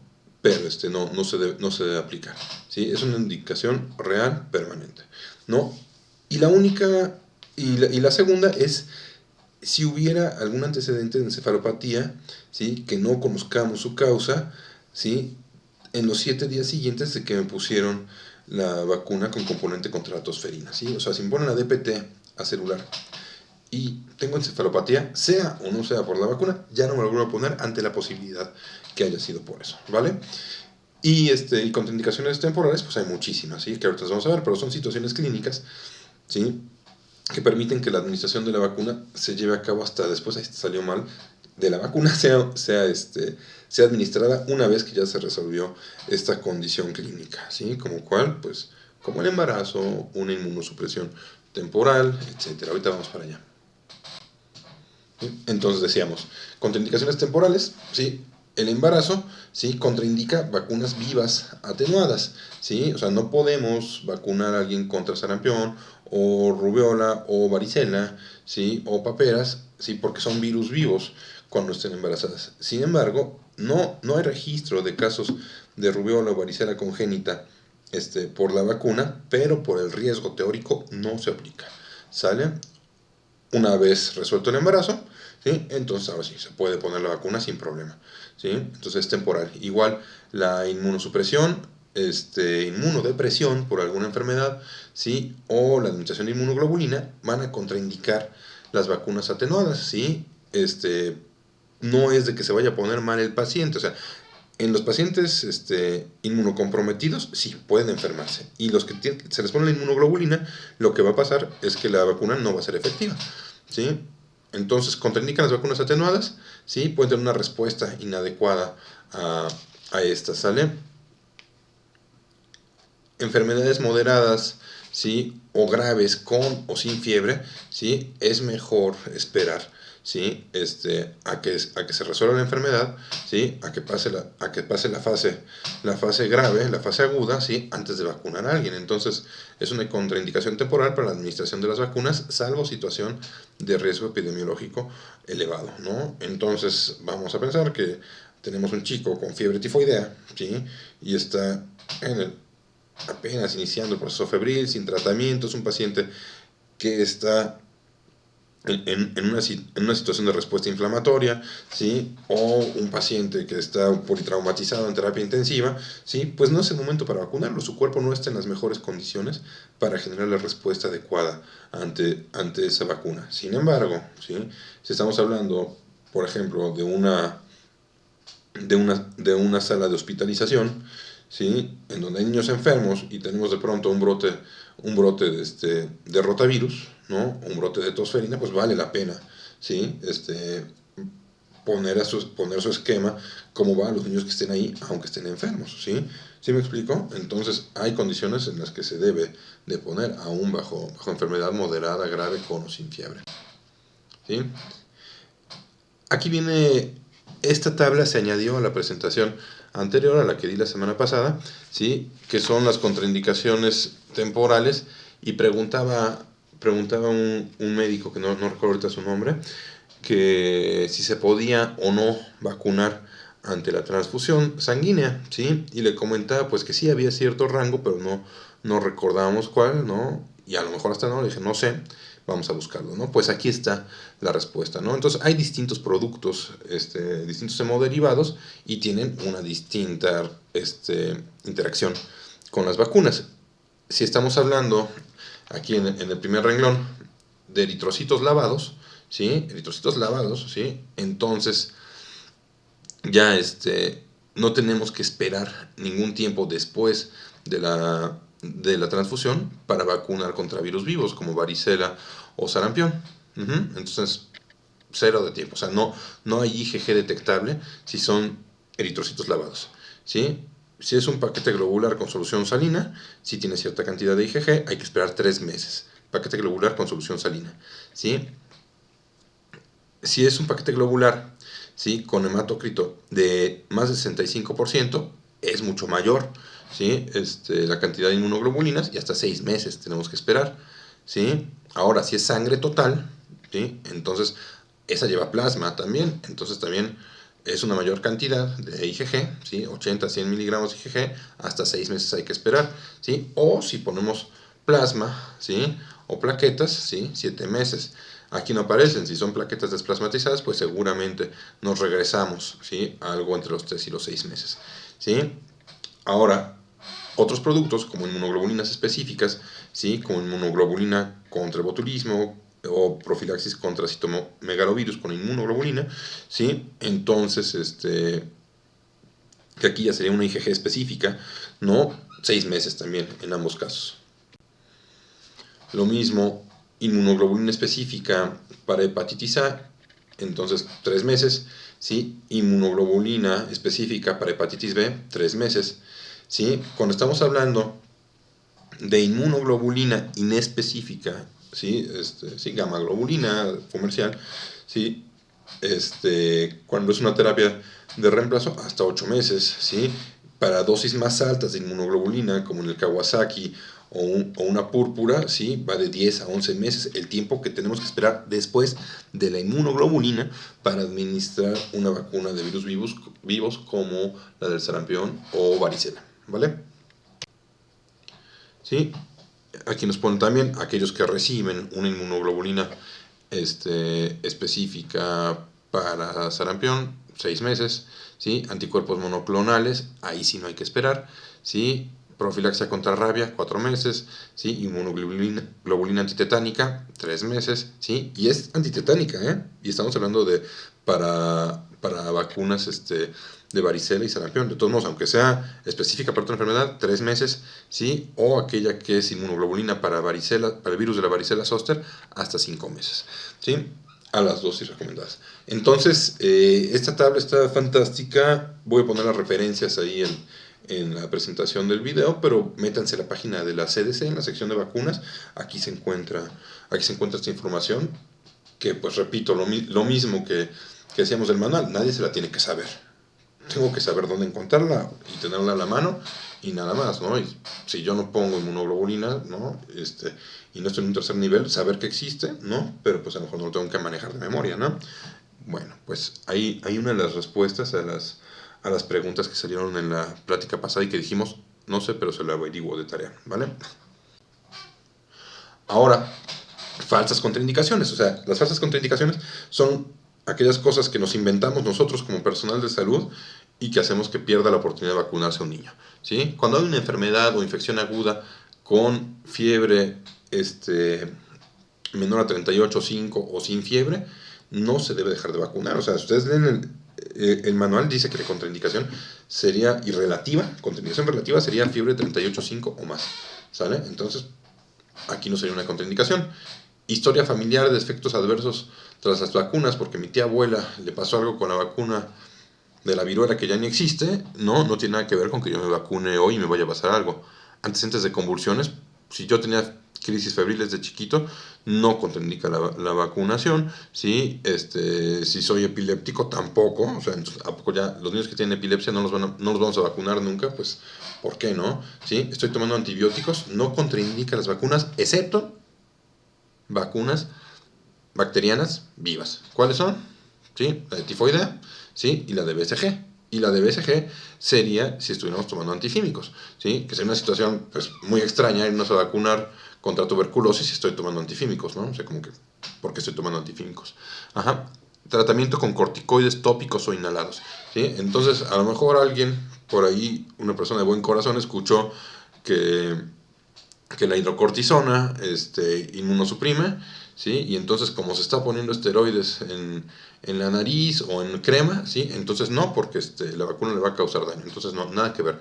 Esteroides inhalados para el asma, rinitis alérgica o en la piel no contraindican las vacunas, no tienen nada que ver, ¿sí? O los esteroides sistémicos, pero a dosis de reemplazo, a dosis fisiológicas, ¿sí? Entonces un paciente con insuficiencia suprarrenal que utiliza un esteroide a dosis fisiológica no lo está usando a dosis inmunosupresora, y de hecho utiliza esteroides que no tienen o tienen muy poco efecto inmunosupresor teórico, ¿no? Entonces, pues no tiene nada que ver, ¿no? No tiene nada que ver ni la dosis ni el producto que está consumiendo con que le quiten la vacuna. Ok, lo dijimos, asma, rinitis alérgica, ¿sí? Alergias no contraindican la vacuna, ¿sí? Antecedentes de otras enfermedades prevenibles por vacunación no previenen, no contraindican la vacunación. Es que yo tengo un síndrome de coqueluchoide, ya no puedo vacunar, no, sí se tiene que vacunar. El sarampión no contraindica la vacunación tampoco, ¿sí? Rubiola, parotiditis, varicela, herpes zóster, ¿sí? Enfermedad meningocócica, no contraindica que vacune contra otras enfermedades, ¿no? Si hay una cirugía reciente, sí, tampoco es una contraindicación, a no ser, sí, que vaya a tener una cirugía mayor programada. Entonces ahí, si es preferible, mejor me espero, sí, 4 semanas después de la cirugía mayor, por esta cuestión que comentábamos, que una cirugía mayor, sí, pues es un proceso agresivo que va a producir una respuesta inflamatoria sistémica y el cuerpo no va a estar en las mejores condiciones, sí, aunque se podría utilizar, ¿no? En cuestiones de riesgo epidemiológico. No así si vamos a llevar a cabo un trasplante de órgano sólido, porque aquí sí estamos hablando de que es un paciente que va a tener que utilizar un inmunosupresor, ¿sí? Entonces, las vacunas de virus vivos atenuados, de virus vivos atenuados, se tienen que aplicar 4 semanas antes de que alguien reciba el trasplante, porque es el tiempo de incubación de la varicela vacunal o del sarampión vacunal que pudiéramos tener, ¿sí?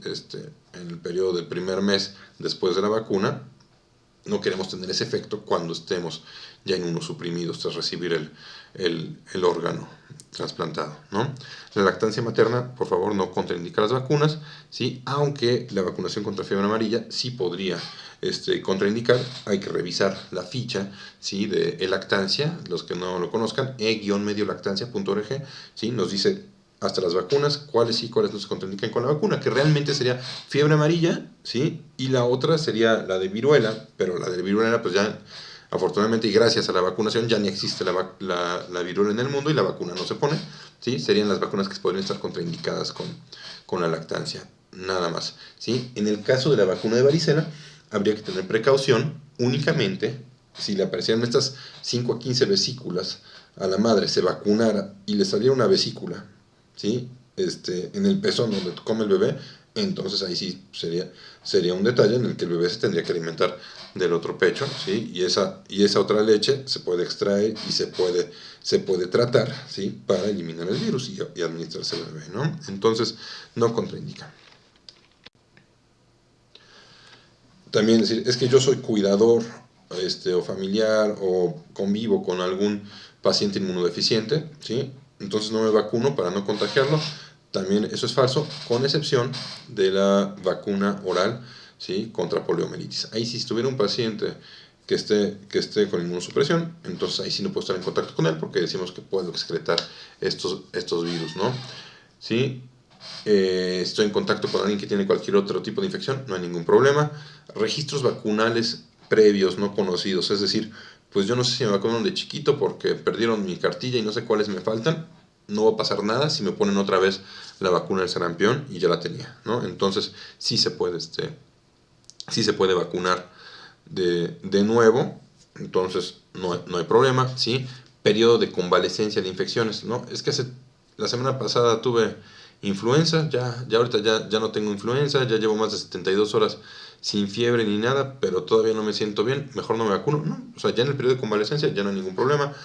Alergia al huevo y la triple viral, ¿no? Entonces que puede ser un componente, la proteína de huevo, como un remanente en la vacuna triple viral, de todos modos no contraindica la vacunación, ¿sí? Si yo sé que soy alérgico al huevo y me voy a poner esa vacuna, lo que tengo que hacer es vacunarme en un centro de vacunación, clínica o hospital, y permanecer ahí, donde yo sepa que tienen lo necesario para ¿cómo se llama? Para tratar una reacción anafiláctica que se presentará, que es rarísimo, es extremadamente raro, no contraindica, ¿sí?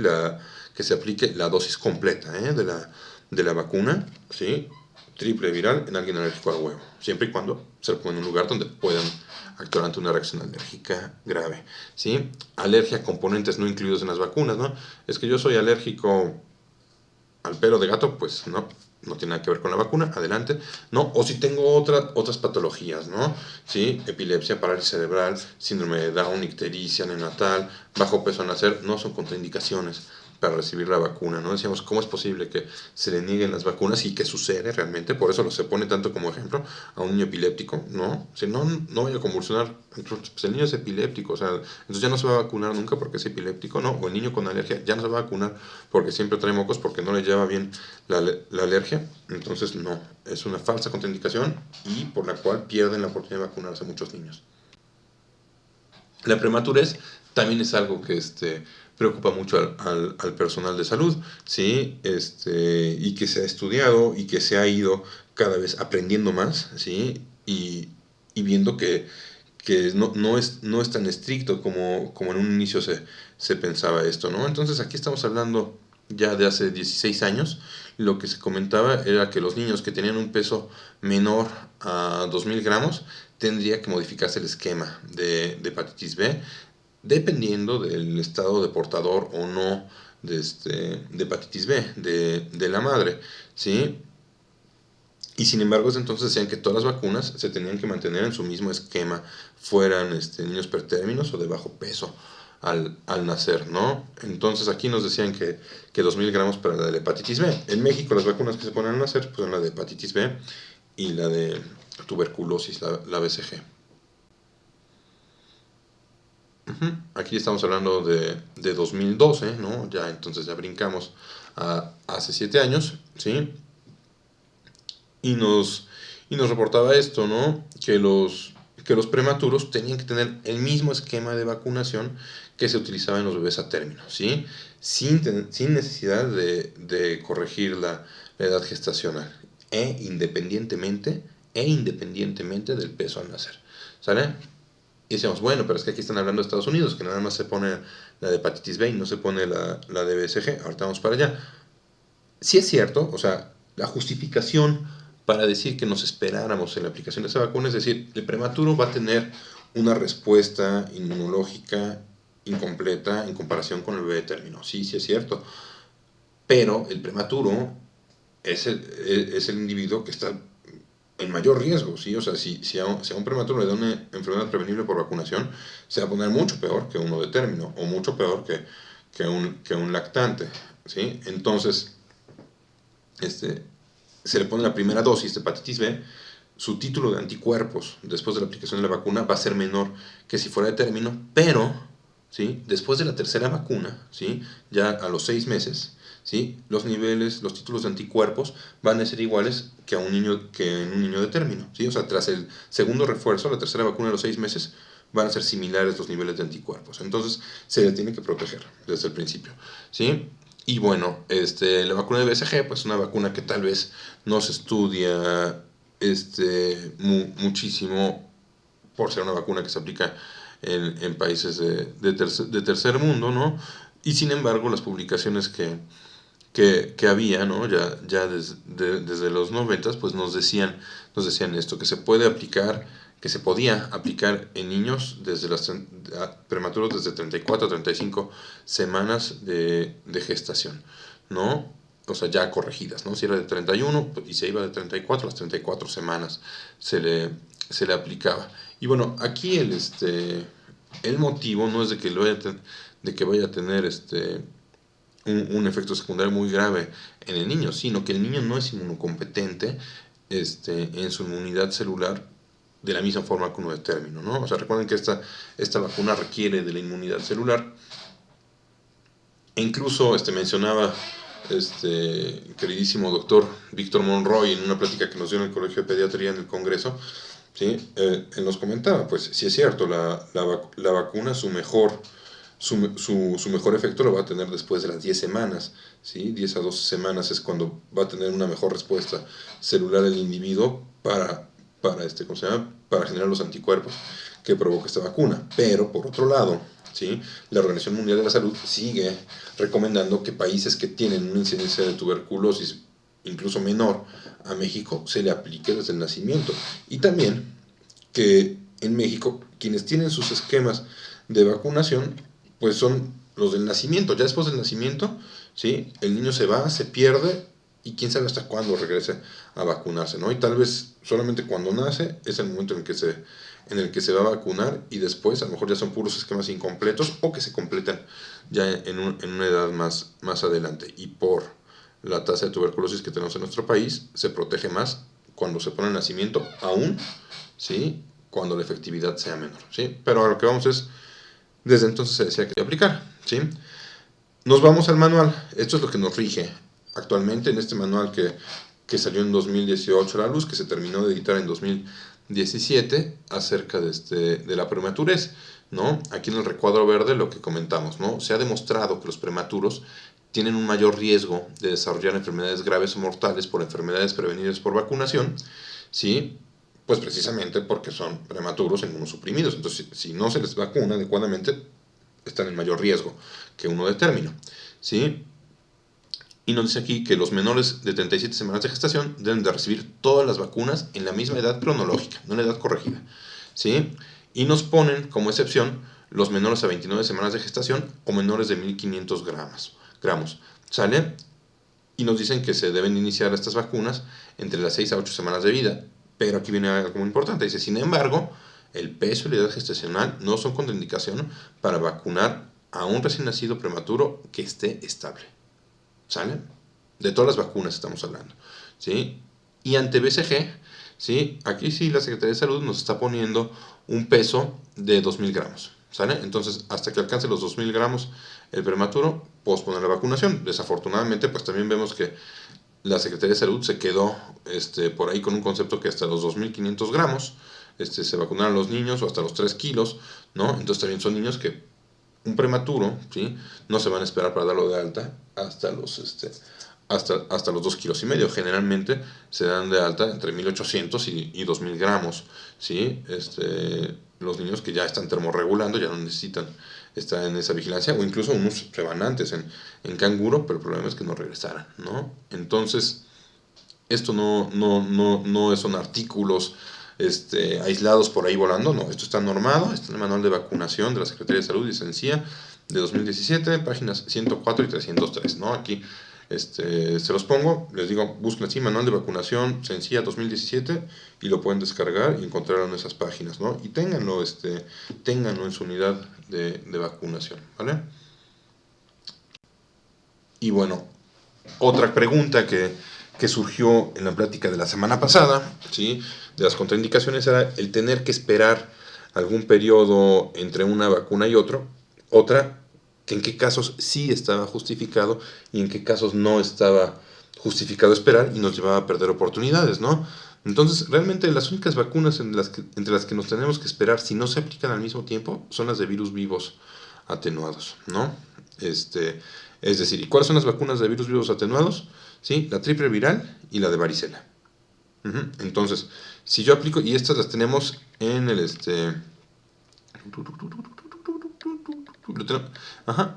la tenemos aquí hasta en el renglón hasta abajo.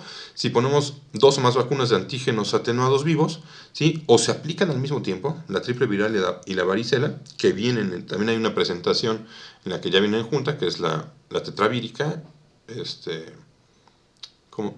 la tetravírica, ¿no? Que es SRP más varicela, Priorix Tetra es la marca, me estaba tratando de acordar, ¿sí? Que se aplica pues al mismo tiempo, y si no se aplican simultáneamente, hay que esperar un mes entre una y otra. Y nada más, ¿sí? Si son 2 vacunas de antígenos inactivados o muertos, pueden administrarse al mismo tiempo o por separado, un día después, 3 días después, 7 días después, cuando quieran, ¿sí? Cuando es una vacuna de antígenos inactivados, ¿sí? Vamos a hablar de la DPT y una de virus vivos, ¿no? O la de, por ejemplo, vamos a decir, la de neumococo y la triple viral, que se ponen al año de edad, ¿sí? Pueden administrarse al mismo tiempo o por separado, sin un intervalo específico, ¿no? Y a veces también pasa de que es que le pusieron la vacuna del año, pero solo tenían una, entonces me dijeron que ahora me esperara 2 meses para la otra, ¿no? Y no, se le puede poner otro día si se consigue, y ahí la recomendación es, en cuanto la consiga, es cuando se la tiene que poner, ¿sale? Otras vacunas de antígenos atenuados, ¿sí? Por vía oral, pueden administrarse simultáneamente o en cualquier intervalo entre ellas, ¿no? ¿Sí? Como la Sabin, ¿sí? O la vacuna contra rotavirus, se pueden aplicar al mismo tiempo o sin ningún intervalo específico, y en combinación con las inyectables. Las vía oral no tienen nada que ver, ¿sale? Y bueno, por último, ¿cuáles son las otras vacunas, ¿no? Entonces, el esquema de vacunación, la parte central de la cartilla, vienen las vacunas, y al final vienen 3 espacios, 3 renglones que dicen otras vacunas, ¿no? Y a veces aquí en este espacio de repente nos vemos vitamina A, aparece ahí, ¿no? O tamiz metabólico, o le aplican ahí, le ponen ahí, acudió a su consulta de niño, ¿no? Entonces, este espacio no es para esto, ni para poner la Sabin. Otras vacunas, nos referimos a otras vacunas que no son financiadas por el Estado mexicano. ¿Cuáles son? Varicela, ¿sí? Meningococo, ACYW, ¿sí? Y hepatitis A. Esta imagen también está tomada, ¿sí? de redes sociales, ¿no? De un doctor Larios, ¿no? Que tiene, su paciente tiene una vacuna, una cartilla muy bonita, ¿no? En la que aparecen todas las vacunas, bueno, casi todas las vacunas, ¿no? Según los esquemas internacionales completos, ¿no? Entonces, otras vacunas, ¿cuáles son? Estas 3: varicela, meningococo y hepatitis A, ¿no? Que además una 4ª dosis de neumococo también la CDC lo recomienda. Vamos para allá. Entonces, ¿cuáles son las otras vacunas? Las vacunas no financiadas, que no está el biológico financiado por el Estado mexicano, es la de varicela, ¿sí? Hepatitis A y meningococo varicela, ¿sí? Ofrece protección contra varicela y sus formas graves, ¿sí? Como varicela hemorrágica, el sistema nervioso central, ¿sí? Neumonía por varicela, choque tóxico. A partir del año de edad son 2 dosis, ¿sí? La de hepatitis A previene contra hepatitis A y sus complicaciones, ¿sí?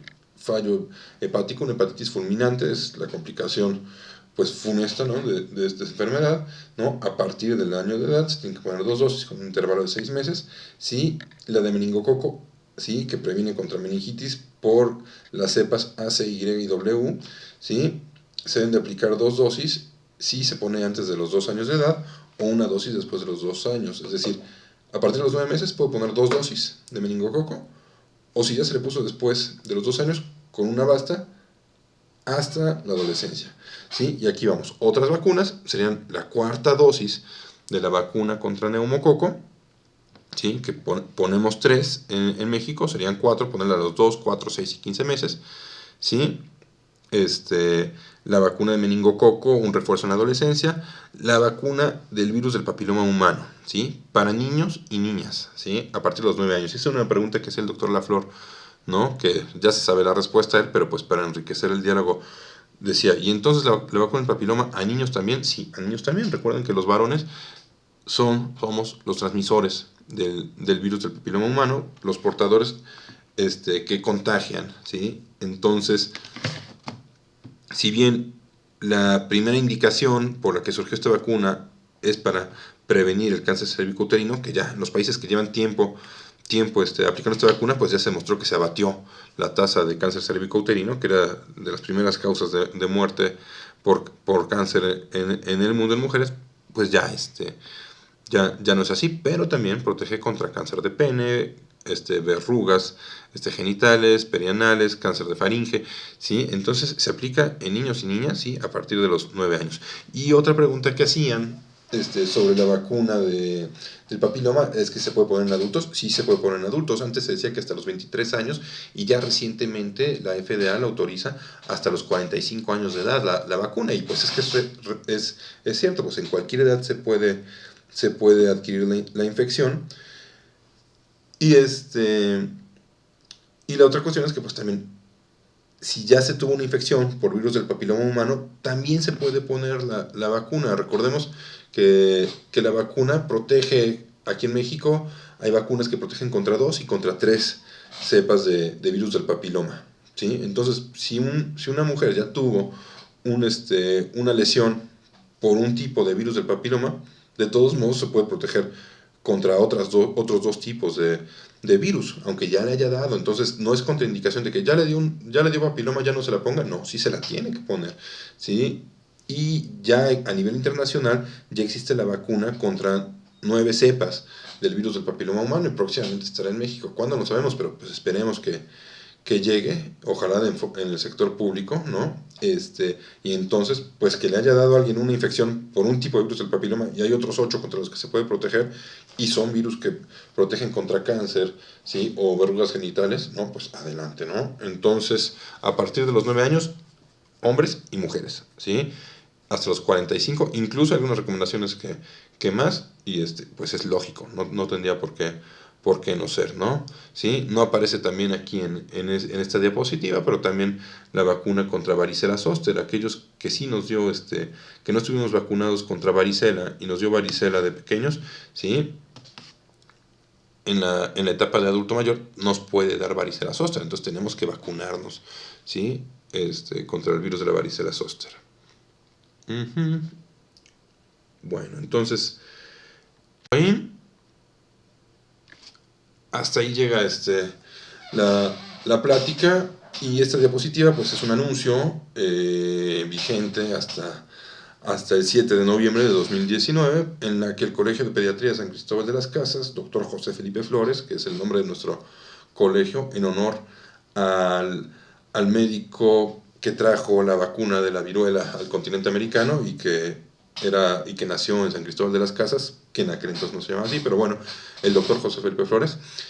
Vamos a tener nuestro segundo congreso de pediatría en San Cristóbal de las Casas. El año pasado tuvimos el gusto en el primer congreso tener más de 200 congresistas, ¿sí? más de 40 talleristas, ¿sí? Con ponentes de toda la República, ¿sí? Esperamos pues cumplir esa meta y más en este año. Están todos invitados a conocer nuestro pueblo mágico, San Cristóbal de las Casas, y pueden venir al Congreso y también escaparse a conocer San Cris.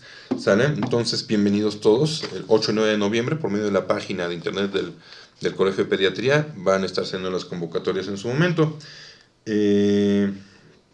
Tengo por aquí algunas de las preguntas que me dejaron la otra vez, las estoy revisando, pero pues ya está, ya las cubrimos todas realmente, ¿no? Entonces, queda para ustedes la plática, ¿sí? Repito, con la confianza de compartirla en donde quieran en redes, ¿no? Y pues ojalá sea de utilidad. Si la quieren compartir con el personal de sus centros de salud, nos sentiremos honrados por parte del Colegio de Pediatría de San Cristóbal de las Casas de contribuir al mayor conocimiento de las vacunas en nuestro país, en el personal de salud. Y si esto sirve para que se niegue una vacuna menos, que ya no se niegue al menos una vacuna a un solo niño en México, ¿sí? Pues ya por eso nos damos bien servidos, ¿no? Entonces, ahí mis datos, ¿sí? Del ponente. Un gusto participar y pues saludos. Se reciben sugerencias, quejas y comentarios. Un abrazo.